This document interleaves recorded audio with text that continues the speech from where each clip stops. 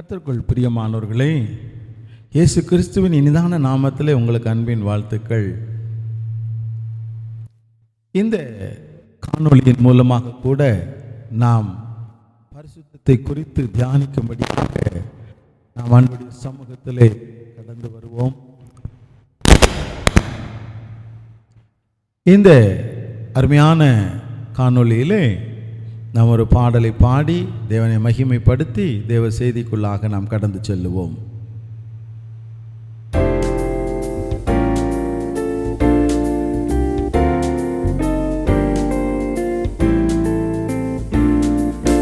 எந்தன் உள்ளம் தங்கும் இயேசு நாயகா,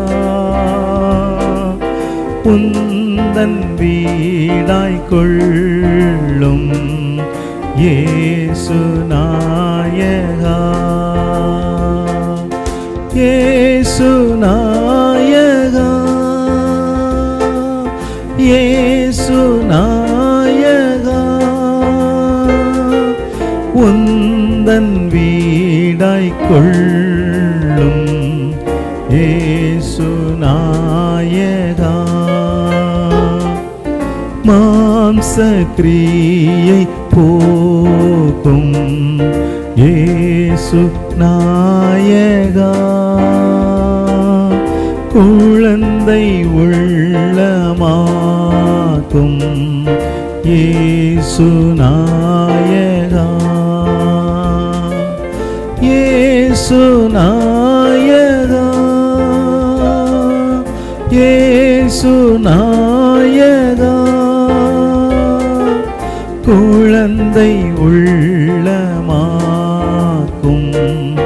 இயேசு நாயகா.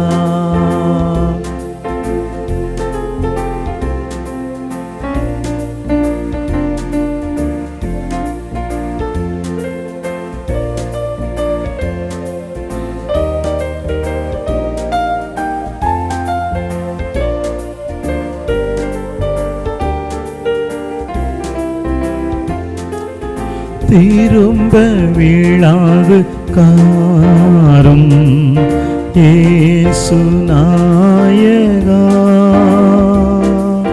கிருபை இழாது காரும் இயேசு நாயகா, இயேசு நாயகா, இயேசு நாயகா, கிருபை இழாது காரும் இயேசு நாயகா. இந்த நாளிலும் தேவ செய்திக்காக ஆண்டவர் கொடுத்த வேத பகுதி பிரசங்கியின் புஸ்தகம்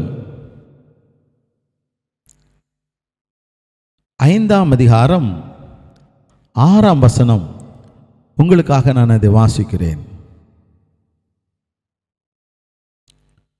உன் மாம்சத்தை பாவத்துக்கு உள்ளாக்க உன் வாய்க்கு இடங்கொடாதே,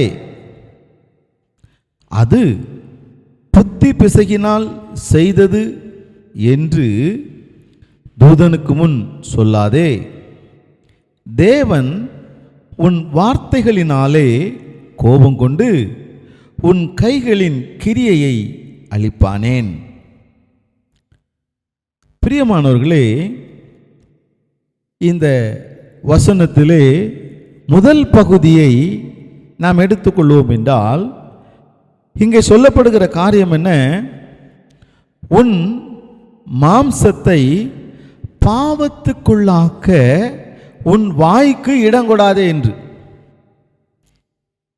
அப்படி என்றால் நாம் நம்முடைய சரீரம் பாவத்துக்குள்ளாக்கப்படாதபடிக்கு நாம் நம்முடைய வாயினாலே பாவம் செய்யக்கூடாது என்பதை இங்கே உணர்த்தப்படுகிறது. வாயின் வார்த்தைகள் எப்படிப்பட்டதாக இருக்கிறது என்று யாக்கோபு நிருபத்தை நாம் திருப்பிக் கொள்வோம் என்றால் 3வது அதிகாரத்திலே நாம் அநேக காரியங்களை வாசிக்க இயலும். யாக்கோபு 3ஆம் அதிகாரம் 5ஆம் வசனம் சொல்லுகிறது, அப்படியே நாவானதும் சிறிய அவயவமாயிருந்தும் பெருமையானவைகளை பேசும். பாருங்கள், சிறிய நெருப்பு எவ்வளவு பெரிய காட்டை கொளுத்தி விடுகிறது. அது மாத்திரமல்ல, தொடர்ந்து அடுத்த வசனத்தை வாசிக்கும் பொழுது, நாவும் நெருப்புதான், அது அநீதி நிறைந்த உலகம். தம்முடைய அவயவங்களில் நாவானது முழு சரீரத்தையும் கரைப்படுத்தி ஆயுள் சக்கரத்தை கொளுத்தி விடுகிறதாயும் நரக அக்னியினால் கொளுத்தப்படுகிறதாயும் இருக்கிறது. பிரியமான தேவப்பிள்ளைகளே, நம்முடைய நாவு வார்த்தைகள், நாவின் வார்த்தைகள் பாவத்துக்குள்ளாக கொண்டு சென்று விடுகிறது. அப்படியான சிறிய அவயவமாக இருந்தும் என்னெல்லாம் பேசுமா? பெருமையானவைகளை எல்லாம் பேசுமா. ரொம்ப ரொம்ப பெருமையான காரியங்களை பேசுமா. கர்த்தருக்குள் பிரியமானவர்களே, ஆண்டவர் சொல்லுகிற காரியம் என்ன தெரியுமா? கர்த்தர் தாழ்மை உள்ளவர்களை நோக்கி பார்க்கிறார், பெருமை உள்ளவர்களுக்கு எதிர்த்து நிற்கிறாரா? பெருமை உள்ளவர்களுக்கு எதிர்த்து நிற்கிறார். அப்படி என்றால் ஒரு நாவினாலே பெருமையா காரியங்களை குறித்து பேசும் பொழுது, நான் யார், நான் எப்பேற்பட்டவன், நான் இவைகளை சார்ந்தவன் என்றெல்லாம் ஒருவேளை பெருமையாக காரியங்களை பேசுவோம் என்றால், அந்த வார்த்தைகள் நம்மை பாவத்துக்குள்ளாக கொண்டு சென்று விடுகிறது. நம்மை பாவத்துக்குள்ளாக கொண்டு சென்று விடுகிறது. ஆகவே நாம் என்ன செய்யக்கூடாது? நாவினாலே பாவத்திலே விழுந்து போகக்கூடாது. வாயின் வார்த்தைகளினாலே நாம் பாவத்துக்கு இடம் கொடுக்க கூடாது. நம் நாவு பரிசுத்தமாய் காணப்பட வேண்டும். நம் நாவிலே பரிசுத்தம் காணப்பட வேண்டும். போன காணொளியிலே கண்களிலே பரிசுத்தத்தை குறித்து நாம் பார்த்தோம். கண்களில் மாத்திரமல்ல, நம்முடைய நாவிலே பரிசுத்தம் காணப்பட வேண்டும். நம்முடைய வாயின் வார்த்தைகள் மற்றவர்களுக்கு ஆறுதலை கொடுக்கிறதாய் காணப்பட வேண்டும். நாம் மனம் போல அவர்களை வஞ்சித்து பேசி அவர்களை தவறான வழியிலே நடத்திவிடக்கூடாது. ஜாக்கிரதையாக இருக்க வேண்டியது அவசியமாக இருக்கிறது. இன்னும் நாம் பார்க்கும் பொழுது, இந்த யாக்கோபு 3ஆம் அதிகாரம் 8ஆம் வசனத்தின் பின்னாலே பார்க்கும் பொழுது, நாவை அடக்க ஒரு மனுஷனாலும் கூடாது, அது அடங்காத பொல்லாங்குள்ளதும் சாவுக்கேதுவான விஷம் நிறைந்ததுமாய் இருக்கிறது என்று போடப்பட்டிருக்கிறது. சாவுக்கேதுவான விஷம் நிறைந்தது நாவு. கர்த்தருக்குள் பிரியமான தேவ பிள்ளைகளே, ஒரு நாவினாலே, நம்முடைய நாவினாலே ஆண்டவரை துதித்து மகிமைப்படுத்துகிறோம்.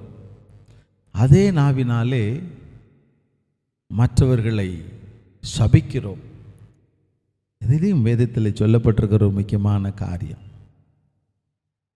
நாம் நம்முடைய நாவை பரிசுத்தமாய் மாற்றிக்கொள்ள வேண்டும். இதுவரையிலும் ஒருவேளை நம்முடைய நாவினாலே தூஷணமான வார்த்தைகளை பேசியிருக்கிறோமா? கெட்ட வார்த்தைகளை பேசியிருக்கிறோமா? ஆண்டவருக்கு விரோதமான வார்த்தைகளை பேசியிருக்கிறோமா? பரிசுத்த ஆவியானவருக்கு விரோதமான வார்த்தைகளை பேசியிருக்கிறோமா? நம்முடைய உறவினர்களுக்கு விரோதமான வார்த்தைகளை பேசியிருக்கிறோமா? நண்பர்களுக்கு விரோதமான வார்த்தைகளை பேசியிருக்கிறோமா? நம்முடைய ஊழியங்களுக்கு ஊழியக்காரர்களுக்கு விரோதமாய் பேசி இருக்கிறோமா? நம்மை நாமே ஆராய்ந்து பார்க்க வேண்டும். இதுவரையிலும் ஒருவேளை நாம் அப்படி இருந்தால் ஆண்டவரிடத்தில் கேட்கணும், ஆண்டவரே என்னை மன்னியும், என் நாவை பரிசுத்தப்படுத்தும், என் வாயிலிருந்து வருகிற வார்த்தைகள் மற்றவர்களை ஆறுதல் படுத்த வேண்டும் என்று ஜெபிப்போமா? கண்களை மூடி ஆண்டவரை நோக்கி பார்ப்போம். ஆண்டவரே எந்தன் உள்ளம் தங்கும் என்று இந்த பாடலின் முதல் அடிகளை பாடி நாம் ஜெபத்துக்கு கடந்து சொல்வோம். எந்தன் உள்ளம் தங்கும் இயேசு நாயகா,